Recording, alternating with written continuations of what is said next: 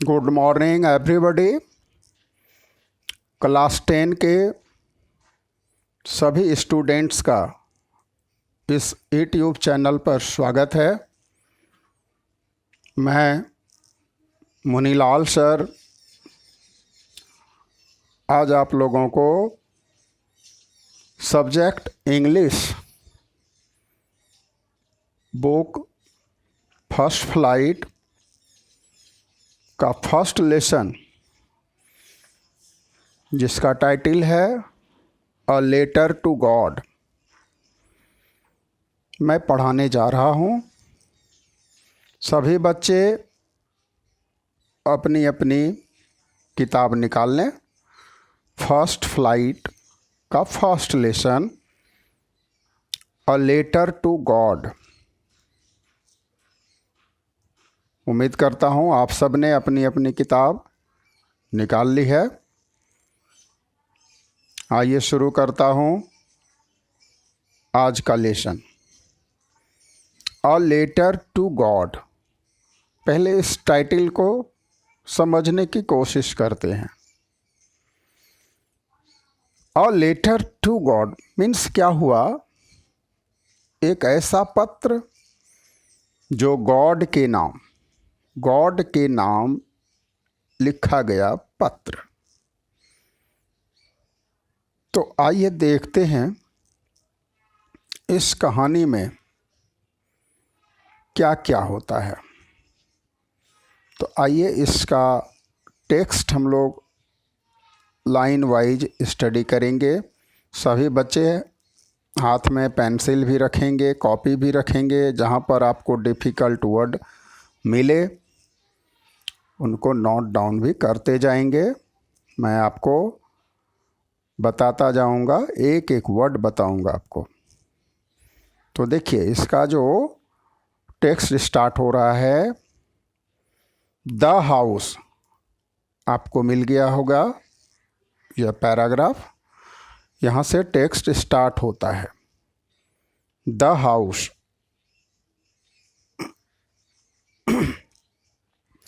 The house, the only one in the entire valley, set on the crest of a low hill. Writer कहते हैं कि the house, देखिए house के आगे the लग जाने से एक निश्चित हाउस का बोध कराता है, क्योंकि द डेफिनिट आर्टिकल है। तो द हाउस के पीछे लेखक का कहना है कि वह घर, वह मकान, कौन सा मकान? The only one in the entire valley. वही मकान जो कि संपूर्ण घाटी का इकलौता मकान था। अर्थात उस घाटी में और कोई मकान नहीं था, इकलौता मकान था। और यह मकान कहाँ पर स्थित था? Set on the crest of a low hill. लेखक ने कहा कि यह जो मकान था लो हिल की चोटी पर। लो हिल जो है यानी हल्की ऊंचाई, कम ऊंचाई वाली चोटी को लो हिल कहते हैं। तो यह जो मकान है कम ऊंचाई वाली चोटी पर स्थित था। और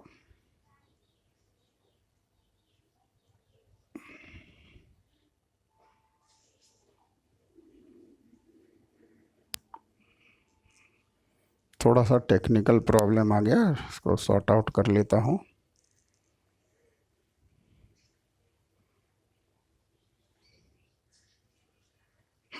चलिए आ गया टेक्स्ट, फिर एक बार आपको नज़र आ रहा होगा।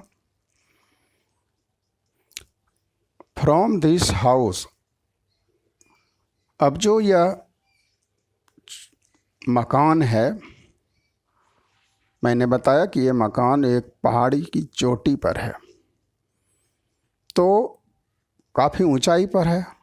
तो इसलिए लेखक कहते हैं फ्रॉम दिस हाइट, इस ऊंचाई से one could see the river and the field of ripe corn dotted with the flowers that always promised a good harvest. ध्यान देंगे, जब आप किसी पहाड़ की चोटी पर चढ़ेंगे ना, तो आपने अनुभव किया होगा कि दूर दूर का दृश्य आपको नजर आता है।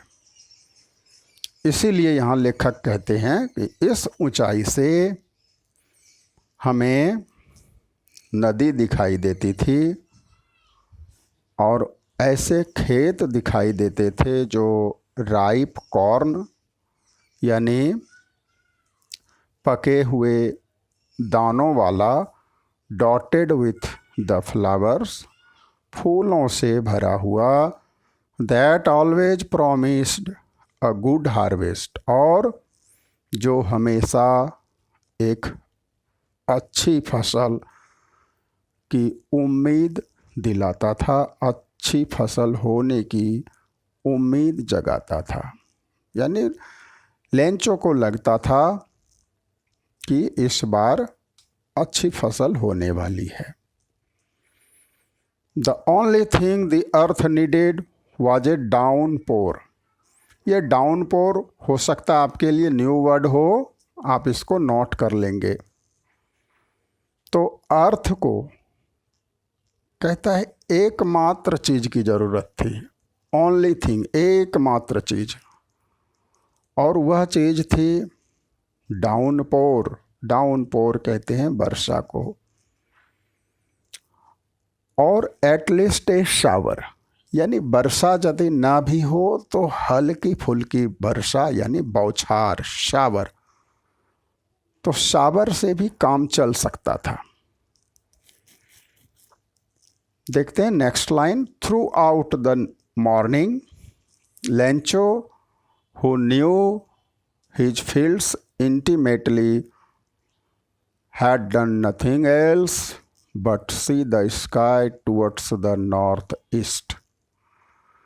ध्यान देना, थ्रू आउट द मॉर्निंग यानी सुबह का पूरा समय, सुबह सुबह लेंचो ने अपना पूरा समय किस में बिताया?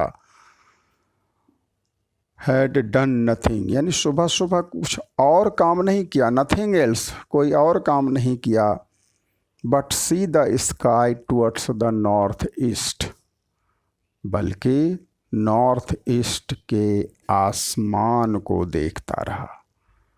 किसने? लेंचो ने। कौन सा Lencho? Who knew his fields intimately, वही लेंचो जो अपने खेतों को खूब अच्छी तरह से जानता था। ऐसे इंटीमेटली, इंटीमेट रिलेशन इंसानों के बीच होता है, लेकिन यहाँ पर लेंचो और उनके खेतों के बीच लेखक कह रहे हैं कि इंटीमेट रिलेशन था। यानी जिस तरह हम लोग भाई बहन, ठीक है, एक दूसरे को अच्छी तरह से जानते हैं, उसी तरह से ये खेत और लेंचो दोनों एक दूसरे को अच्छी तरह से जानते थे। जानने का मतलब कि लेंचो को पता था कि खेतों को किस चीज़ की ज़रूरत है, फसल को किस चीज़ की ज़रूरत है। तो चलिए आगे बढ़ते हैं। Now we are really going to get some water women. देखिए, इसको इन्वर्टेड कोमा में लिखा गया है। इसका मतलब हुआ कि यह स्टेटमेंट लेंचो का है, और यहाँ एक टर्म आया लास्ट में, आप देख रहे हो, वुमेन। वुमेन कहा गया, अपनी पत्नी जो है लेंचो की, वह उसको वुमेन कह रहा है, जिसको हम लोग अपने हिंदी लैंग्वेज में क्या कहते हैं? भाग्यवान कहते हैं। तो now we are really going to get some water.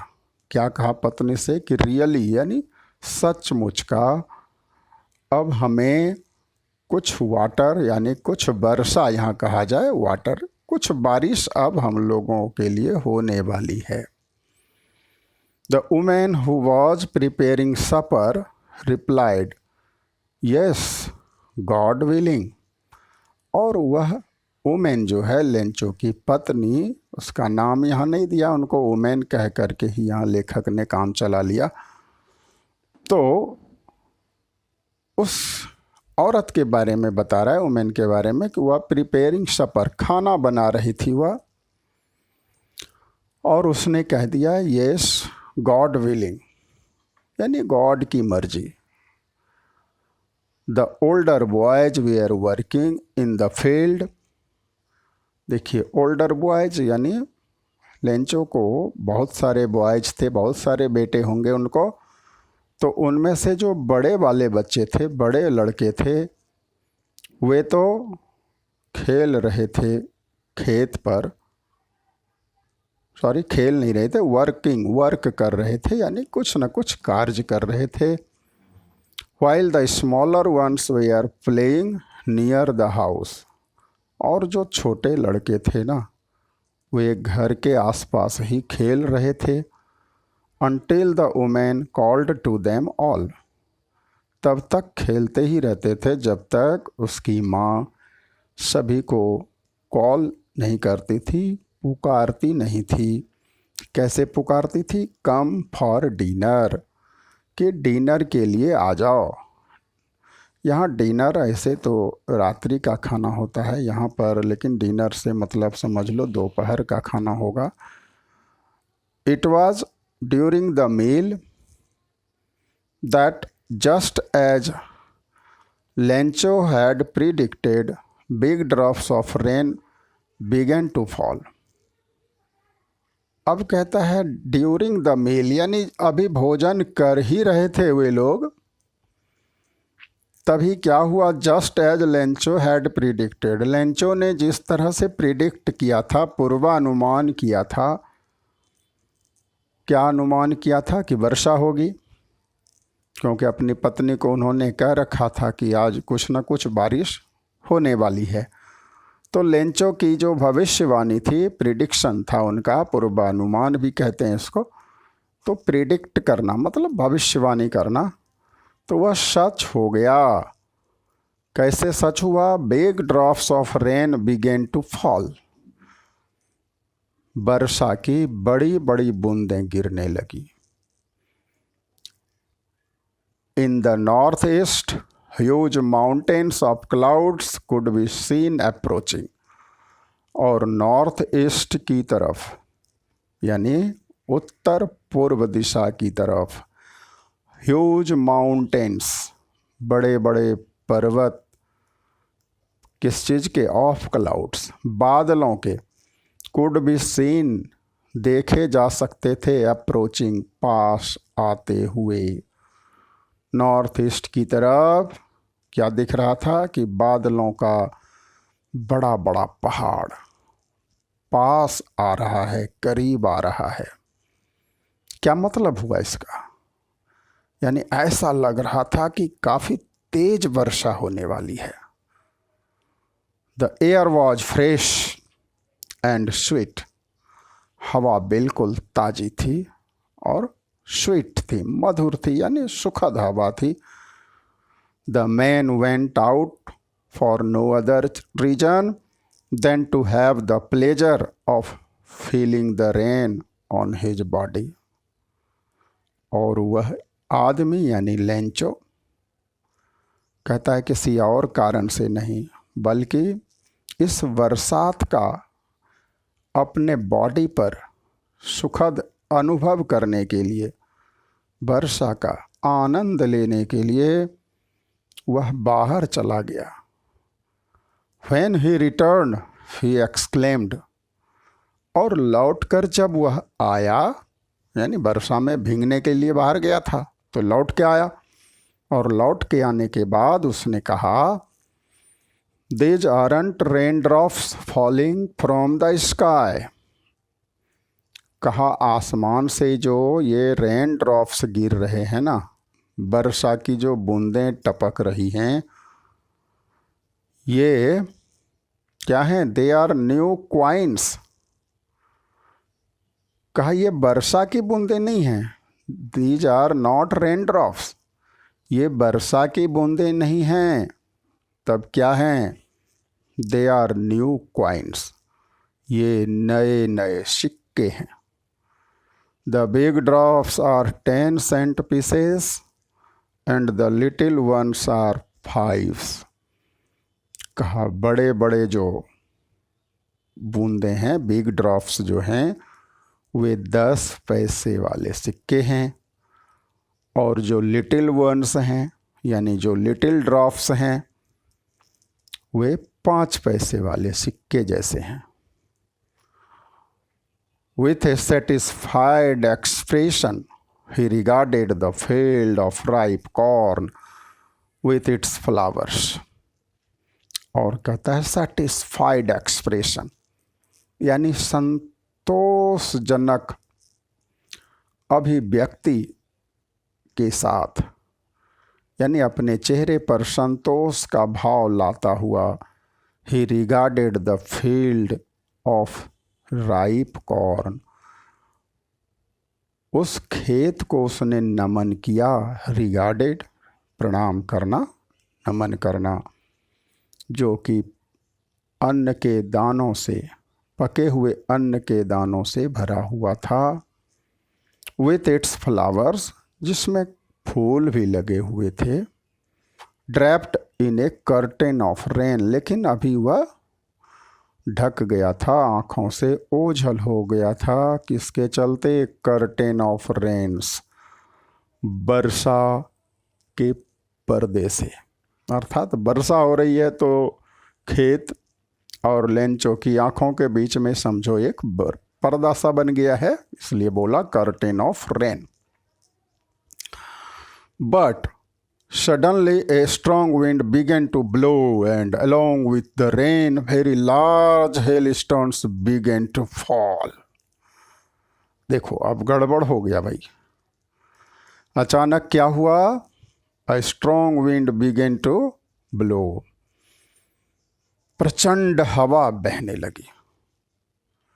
And along with the rain, और वर्षा के साथ, very large hailstones began to fall, बड़े बड़े ओले, large hailstones, hailstones ओला, बर्फ का टुकड़ा, began to fall, गिरने लगा। These truly did resemble new silver coins, लेखक कहते हैं सचमुच ये जो बर्फ के टुकड़े थे ना, हेल स्टोन्स जो थे, ये सचमुच चांदी के, सिल्वर के न्यू क्वाइंस जैसे लगते थे। द बॉयज रिजेंबल शब्द याद रखना, रिजेंबल जिसकी शक्ल सूरत एक दूसरे से मिलती है ना, रिजेंबल मतलब शक्ल मिलना। तो ये जो सिल्वर क्वाइंस है ना, इसकी शक्ल यानी हेल स्टोन की शक्ल किससे मिलती थी? सिल्वर क्वाइंस से। इसलिए बोल रहा है कि this truly did resemble new silver coins. The boys exposing themselves to the rain, बच्चों ने क्या किया? सारे कपड़े उतारे और दौड़ पड़े उस रेन में, बारिश में दौड़कर बाहर चले गए। Ran out to collect the frozen pearls, किस लिए दौड़ गए? Frozen pearls. देखिए हेल स्टोन्स का दूसरा यहाँ पर एक मेटाफर यूज किया है लेखक ने, यानी तुलना। यहाँ पर फ्रोजन पर्ल्स, ऐसा पर्ल्स, पर्ल्स कहते हैं मोती को, प्रीशियस स्टोन होता है। फ्रोजन, फ्रीज मीन्स जमना, पार्टिसिपल बना दिया फ्रोजन, तो फ्रोजन पर्ल्स, जमे हुए मोतियों की तरह जो दिख रहे थे हेल स्टोन्स, उनको कलेक्ट करने, उन्हें जमा करने के लिए दौड़ पड़े। अब देखिए लेंचो का क्या हाल है। It's really getting bad now, he exclaimed the man, यानी मैन यहाँ पर कौन है? लेंचो। तो लेंचो ने क्या कहा? कहा सचमुच अब अच्छा नहीं हो रहा है जी, गेटिंग बैड नाउ, अब सब गड़बड़ हो रहा है। क्यों हो रहा है भाई? हेल स्टोन्स आ गए। लेंचो को तो केवल हल्की फुल्की बारिश चाहिए थी, यहाँ तो तेज हवाओं के साथ हेलस्टोन्स गिरने लगे, तो ये तो गड़बड़ हो गया। I hope it passes quickly. अब लेंचो कर ही क्या सकता था बेचारा, उम्मीद लगाए बैठा है कि यह पासेस यानी गुजर जाएगा, ख़त्म हो जाएगा जल्द ही, लेकिन ऐसा हुआ नहीं। It did not pass quickly. लेखक कहते हैं ऐसा नहीं हुआ जी, अर्थात ये हेल स्टोन्स का गिरना जल्दी से बंद नहीं हुआ। तब for an hour the hail rained on the house, the garden, the hill side, the cornfield, on the whole valley. लेखक बताते हैं 1 घंटे तक ओलावृष्टि होती रही। और कहाँ हुई? उस मकान पर, उस गार्डन पर, उस हिल साइड पर, और जो पके हुए दानों वाला खेत था उस पर। और लेखक कहते हैं कहा जाए तो होल वैली, पूरी घाटी में ऐसा ही नज़ारा था। The field was white as if covered with salt. अब कहता है खेत इस तरह सफ़ेद सा लगने लगा मानो नमक से ढक गया। Not a leaf remained on the trees. इतनी प्रचंड हवा चली थी ना कि पेड़ों पर एक भी पत्ता नहीं रहा। The corn was totally destroyed. और फसल पूर्ण रूपेण टोटली डिस्ट्रॉय हो गया, नष्ट हो गया। The flowers were gone from the plants. और जो प्लांट्स थे, पौधे थे, उनके सारे फूल झड़ गए। Lencho's soul was filled with sadness. Lencho का जो सोल है, उसकी जो आत्मा है, दिल है, वह दुखी हो गया। When the storm had passed, storm के गुजरने के बाद, he stood in the middle of the field and said to his sons, वह खेत के बीचों बीच खड़ा हुआ और अपने लड़कों से कहा, A plague of locusts would have left more than this। कहा टिड्डियों का जो झुंड भी आता था ना, तो उसके झुंड के खाने पर भी कुछ न कुछ रह जाता था, बच जाता था। The hail has left nothing. लेकिन इस ओले ने तो कुछ नहीं छोड़ा।